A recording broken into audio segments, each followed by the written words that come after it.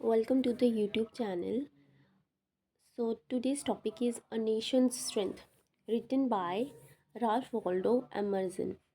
Now this poem is a six stanza poem divided into quatrains. Quatrains means set of four lines. ठीक है, अब ये pome जो है आपकी सिक्स स्टैंजाज में है. सिक्स स्टैंजा पोम है जिसमें आपको दिखेगा हर स्टैंजाज में क्या है. हर स्टैंजा में आपके पास चार चार लाइनें हैं. ठीक है, अब और साथ में ये जो लाइंस हैं ये सिंपल ए बी राइम को फॉलो कर रही हैं. ठीक है, तो चलिए स्टार्ट करते हैं. सबसे पहले मैं आपको इसका ओवरव्यू देती हूँ कि इस पोम में है क्या बेसिकली. तो ये पोम जो है राल्फ वॉल्डो एमर्सन इस पोम में एक इम्पॉर्टेंट क्वेश्चन से इस पोम को स्टार्ट करते हैं और कहते हैं, ये पूछते हैं कि एक नेशन को स्ट्रॉन्ग और पावरफुल क्या बनाता है. और उसकी फाउंडेशन इतनी स्ट्रॉन्ग कैसे होती है कि वो अपने आसपास के दुश्मनों का सामना कर सके. फिर पॉइंट क्लियर करते हैं कि देश जो है उसकी स्ट्रेंथ गोल्ड या वेल्थ पर डिपेंड नहीं करती है, क्योंकि हिस्ट्री में बहुत से बड़े बड़े ऐसे किंगडम्स रहे हैं, ऐसे एम्पायर्स रहे हैं जो वॉर में गिर गए क्योंकि उनकी फाउंडेशन जो है वो इतनी स्ट्रॉन्ग नहीं थी. वो रेत की तरह कमज़ोर थी, ना कि एक सॉलिड रॉक की तरह मजबूत.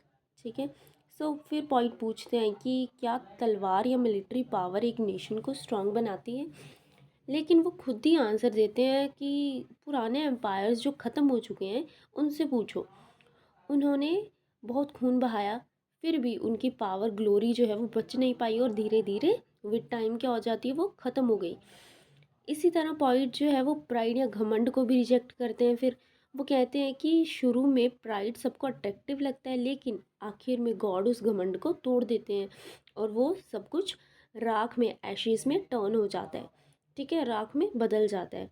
आखिर में पॉइंट असली बात कहते हैं और कहते हैं कि ना तो गोल्ड, ना स्वॉर्ड और ना ही प्राइड, सिर्फ एक नेशन के जो लोग होते हैं वही अपने नेशन को क्या करते हैं, स्ट्रॉन्ग बनाते हैं, ग्रेट बनाते हैं. ठीक है, ऐसे लोग जो सच्चाई और ऑनर के लिए खड़े रहते हैं, मुश्किलों से मुश्किलों को झेलते हैं और कभी भी हार नहीं मानते.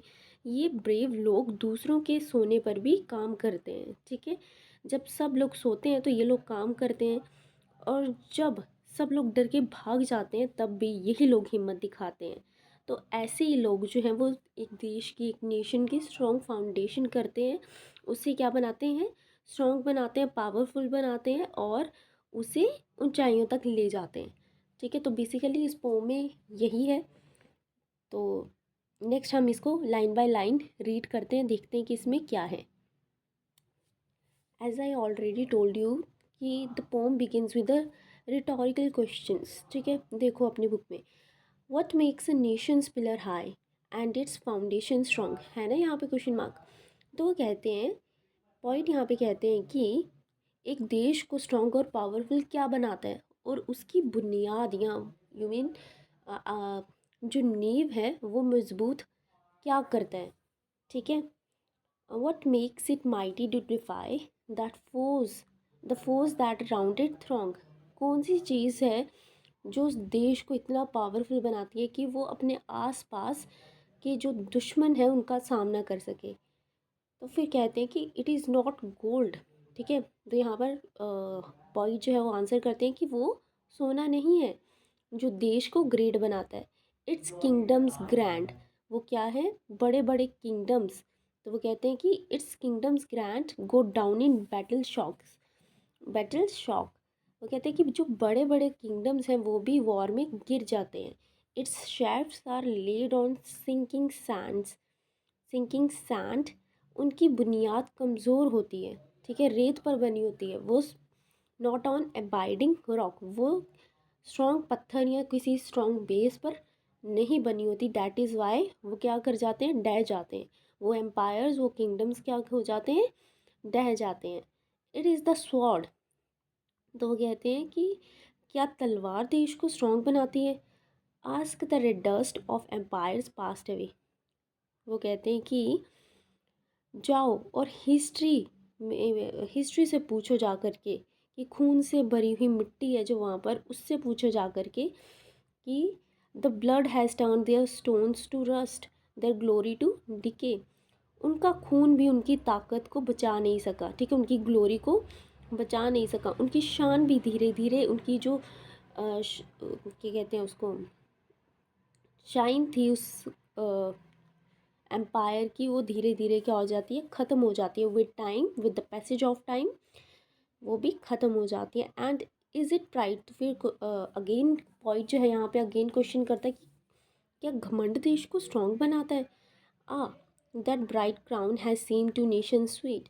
कहते हैं कि शुरू में प्राइड सबको अच्छा लगता है, अट्रैक्टिव लगता है, but God has struck its lustre down in ashes at his feet. लेकिन गॉड जो है उस घमंड को तोड़ देता है, ठीक है, और वो सब कुछ ऐश में मिल जाता है, राख में बदल जाता है। Not gold but only man can make a people great and strong. तो यहाँ पर पॉइंट जो है फिर अगेन आंसर करते हैं। वो कहते हैं कि सोना नहीं, गोल्ड मीन सोना, वो कहते हैं कि सोना नहीं, सिर्फ लोग ही, ठीक है, किसी भी नेशन के जो लोग हैं वही उस देश को क्या बनाते हैं, ग्रेट बनाते हैं या ग्रेट बना सकते हैं। वही लोग देश को पावरफुल बनाते हैं, ठीक है। A people great and strong, a people का मतलब है यहाँ पर नेशन, ठीक है। men who for truth and honor sake stand fast and suffer long। वो कहते हैं कि जो लोग सच और ईमानदारी के लिए खड़े रहते हैं और मुश्किलों में भी स्ट्रांग रहते हैं वही असली हीरो हैं, ठीक है। फिर वो कहते हैं brave man who walk while others sleep. वो कहते हैं कि ब्रेव लोग तब भी काम करते हैं जब बाकी लोग सो रहे होते हैं। Who dare while others fly, वो तब हिम्मत दिखाते हैं जब दूसरे लोग डर कर भाग जाते हैं। They build a nation's pillar deep, वही लोग देश की स्ट्रॉन्ग फाउंडेशन बनाते हैं। And lift them to the sky, और देश को ऊंचाइयों पर ले जाते हैं, ठीक है। तो यहाँ पर ओवरऑल अगर हम देखें तो पॉइंट जो है वो ये कहना चाहते हैं कि देश की स्ट्रेंथ पैसा, आर्मी या प्राइड से नहीं बल्कि ब्रेव, ऑनेस्ट और हार्ड वर्किंग लोगों से होती है, ठीक है। So thank you.